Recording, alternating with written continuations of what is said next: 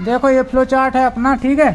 Flow chart ज़्यादातर programming language में use किया जाता है, ठीक है, क्योंकि जब अपन किसी चीज़ का सॉफ्टवेयर बनाते हैं या प्रोग्राम बनाते हैं तो उसमें क्या होता है कि कई बार प्रोग्राम लंबा होता है या छोटा भी होता है, तो स्टेप बाय स्टेप जो है ग्राफिकल रिप्रेजेंटेशन होता है हर एक प्रोसेस को दिखाने का। क्योंकि देखो कंप्यूटर में जो चीज़ें होती हैं ना, स्टेप बाय स्टेप होती हैं, मतलब कोई भी काम है ना उसके स्टेप्स फॉलो करने होते हैं, ठीक है। एक छोटी सी फाइल भी खोलोगे ना तो उसके लिए पहले आप डेस्कटॉप पे जाओगे, फिर आइकन को क्लिक करोगे, मतलब कोई भी लास्ट वाला स्टेप आप पहले नहीं कर सकते, पहले वाला लास्ट में नहीं कर सकते। जो पहले वाला स्टेप है वो पहले ही करना पड़ेगा और जो बाद वाला है उसके बाद ही में करना पड़ेगा, ठीक है।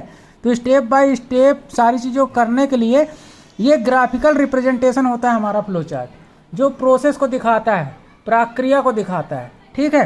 तो फ्लो चार्ट का जो डायग्राम होता है कुछ इस तरह से होता है। देखिए ये जो पहला सिंबल बना है ये स्टार्ट और एंड को दिखाता है, मतलब किसी चीज़ के चालू होने और बंद होने को ये दिखाता है, ठीक है। जब क्या है बड़े बड़े प्रोग्राम बनते हैं, कोडिंग होती है, तो इससे क्या है समझना आसान हो जाता है प्रोग्राम को। तो यहाँ पे हमारा प्रोग्राम स्टार्ट होता है और एंड होता है इस सिंबल से, ठीक है। ये जो अंडाकार आकृति का है। दूसरा जो सिंबल आता है इस तरह का आता है देखने में, देखो साइड से ये थोड़ा सा टेढ़ी लाइन रहती है और इस तरह से ये बॉक्स होता है। इसमें इनपुट और आउटपुट दिखता है, मतलब जो यूजर जैसे कंप्यूटर में कोई चीज़ इनपुट करता है ना तो वो इसी बॉक्स में दिखेगा और आउटपुट भी इसी बॉक्स में दिखेगा, ठीक है। उसके बाद जो नेक्स्ट हमारा बॉक्स आता है, सिंबल आता है, उसमें दिखती है प्रोसेस। प्रोसेस समझते हो क्या होती है? जैसे हमने एंटर किया, वहाँ से इनपुट किया 1+b, ठीक है। 1+b की जो प्रोसेस होगी वो यहाँ पे चलेगी, मतलब उनके जोड़ने की प्रक्रिया यहाँ चलेगी एडिशन की। उसके बाद फिर आउटपुट में वापस वो ऊपर वाले सिंबल के यूज करके उसमें आउटपुट दिखाएगा, रिजल्ट दिखाएगा, मतलब 1+1 = 2, तो 2 वो आउटपुट में दिखाएगा, ठीक है। और यहाँ पर क्या दिखाएगा? 1+1 दिखाएगा। अब इसके बाद ये डायमंड शेप की जो आकृति है ये क्या करता है? ये डिसीजन दिखाता है।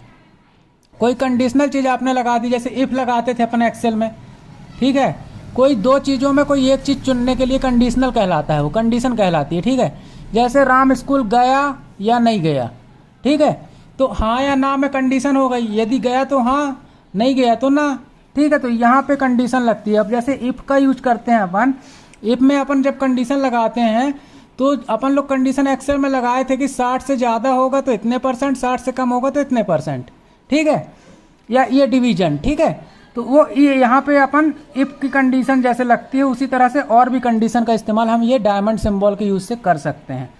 इसका यूज जो होता है, फ्लो चार्ट का जो यूज होता है, वो आप ऐसा नहीं कि आप प्रोग्रामिंग में ही करो, हर चीज़ में आप कर सकते हो। जैसे छोटे छोटे प्रोसेस होते हैं, जैसे आधार कार्ड निकालना मैंने समझाया, आप लोग कॉपी में लिख रहे हो तो इसका शॉर्टकट तरीके से आप लिख सकते हो। आपने स्टार्ट किया, पहले दे रखा कि हाँ यहाँ वेबसाइट डालना है, उसके बाद वेबसाइट के बाद हमको क्लिक कहाँ करना है उस जगह का नाम लिख दिए, फिर एरो लगा के आपने दूसरी चीज़ लिख दी, फिर एरो लगा के दूसरी चीज़ लिख दी, फिर OTP का लिख दिया, फिर OTP डालने का लिख दिया, फिर डाउनलोड करने का लिख दिया, डाउनलोड करने के बाद PDF फाइल जो डाउनलोड हुई उसको खोलने का तरीका लिख दिया। तो एरो के माध्यम से फ्लो दिखता है। अभी आगे हम पढ़ेंगे। देखो ये डायमंड में तो ये अपन ने कंडीशन देख ली। इसके बाद जो एरोज हैं ये डाटा फ्लो लिखा हुआ है। डाटा फ्लो या साधारण शब्दों में आप फ्लो समझो इसको, जो किसी भी चीज़ के धारा या बहाव को दिखाते हैं कि किस तरफ हम जा रहे हैं, या हमारा स्टेप किस तरफ जा रहा है, ऊपर को जा रहा है कि नीचे को जा रहा है, कि लेफ्ट जा रहा है कि राइट जा रहा है, ठीक है। तो ये डाटा फ्लो दिखाता है। उसके बाद ये कनेक्टर जो होता है, जब बड़े बड़े प्रोग्राम बनते हैं, जैसे एक पेज में नहीं आ रहा तो पेज जैसे ही ख़त्म हुआ, जैसे अपन कॉपी में लिखते हैं ना, एक पेज फुल हो जाता है तो लास्ट में PTO लिख के दूसरा पेज चालू कर देते हैं, है ना।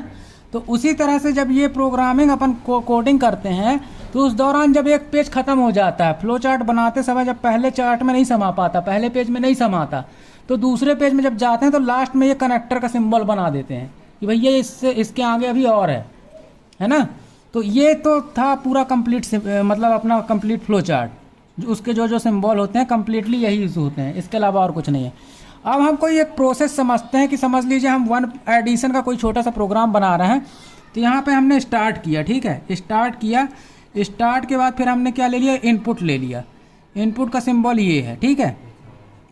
अब यहाँ पे हमने इनपुट ले लिया 1, फिर 1 ले लिया, ठीक है, और प्लस भी ले लिया, चलो ये प्लस भी ले लिया, ठीक। अब यहाँ प्रोसेस वाला जो सिंबल है इसके नीचे जो है, और ये देखो एरो का ये जो डाटा फ्लो है ना, ये हम बीच बीच में एरो का यूज कर रहे हैं, तो जो हमको डाटा फ्लो दिखा रहा है ये।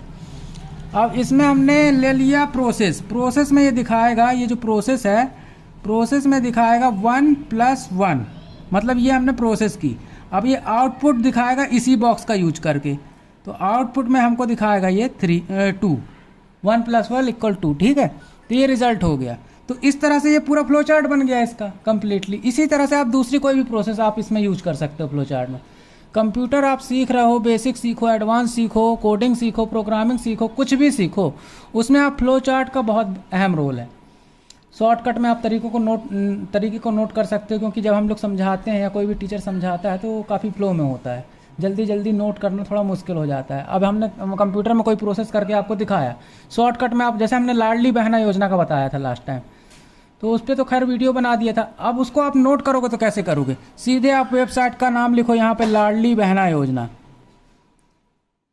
ये हो गई हमारी ऑफिशियल, मतलब वेबसाइट का जो हमको डालना है URL, योजना, ठीक है। ये डाले, फिर इसके बाद हमने एरो लगा दिया, फ्लो दिखा दिया। ये साइट खोली, टॉप लिंक लिंक लिख दिया यहाँ, मतलब सबसे पहला लिंक हमको क्लिक करना। उसके बाद ऑफिशियल वेब पेज खुल जाएगा, उसमें आपको क्लिक करना आवेदन की स्थिति। यहाँ पे लिख दिया अपन ने आवेदन की स्थिति। इसके बाद फिर एरो बना दिया, फिर क्लिक किया। अब उसमें लिख दीजिए इंटर समग्र ID और OTP वेरिफिकेशन, उसके बाद एरो करके। तो इस तरह से आप कोई भी प्रोसेस को नोट कर सकते हो।